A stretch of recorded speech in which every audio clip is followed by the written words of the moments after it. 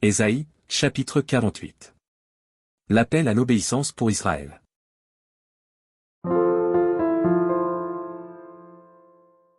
Écoutez ceci, maison de Jacob, vous qui portez le nom d'Israël, et qui êtes sortis des eaux de Juda, vous qui jurez par le nom de l'Éternel, et qui invoquez le Dieu d'Israël, mais sans vérité ni droiture. Car ils prennent leur nom de la ville sainte, et ils s'appuient sur le Dieu d'Israël, dont le nom est l'Éternel des armées.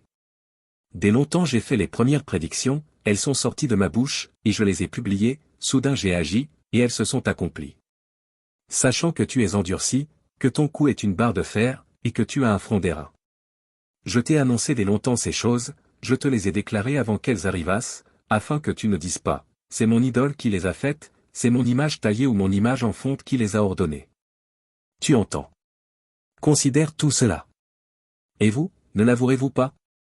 Maintenant, je t'annonce des choses nouvelles, cachées, inconnues de toi.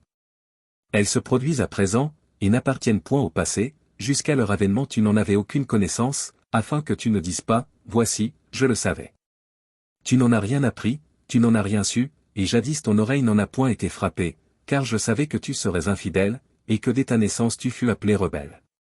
À cause de mon nom, je suce pas ma colère, à cause de ma gloire, je me contiens envers toi, pour ne pas t'exterminer. Je t'ai mis au creuset, mais non pour retirer de l'argent, je t'ai éprouvé dans la fournaise de l'adversité. C'est pour l'amour de moi, que je veux agir, car comment mon nom serait-il profané? Je ne donnerai pas ma gloire à un autre. Écoute-moi, Jacob. Et toi, Israël, que j'ai appelé. C'est moi qui suis le premier, c'est aussi moi qui suis le dernier. Ma main a fondé la terre, et ma droite a étendu les cieux, je les appelle, et aussitôt ils se présentent. Vous tous, assemblez-vous, et écoutez.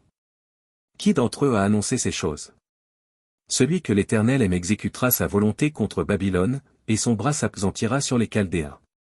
Moi, j'ai parlé, et je l'ai appelé, je l'ai fait venir, et son œuvre réussira. Approchez-vous de moi, et écoutez.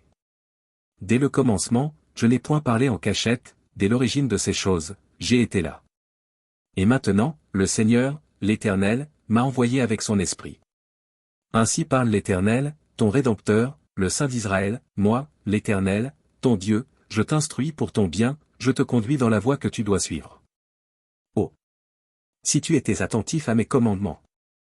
Ton bien-être serait comme un fleuve, et ton bonheur comme les flots de la mer. Ta postérité serait comme le sable, et les fruits de tes entrailles comme les grains de sable, ton nom ne serait point effacé, anéanti devant moi. Sortez de Babylone, fuyez du milieu des Chaldéens.